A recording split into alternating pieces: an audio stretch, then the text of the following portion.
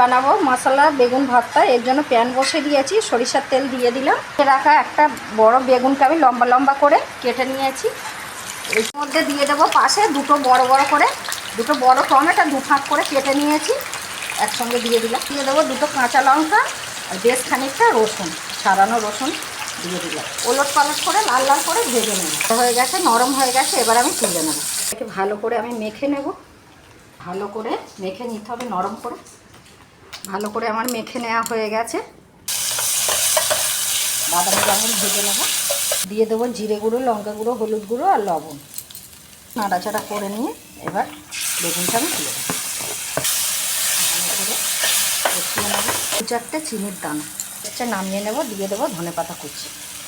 হয়ে গেছে আমার আজকের রেসিপি বেগুন মশলা বেগুন ভর্তা বা টমেটো বেগুন ভর্তা, যাই বলেন না কেন। আপনারা এইভাবে একবার বানিয়ে খাবেন গরম ভাতে, আর কেমন হয়েছে কমেন্টে কিন্তু জানাতে ভুলবেন না।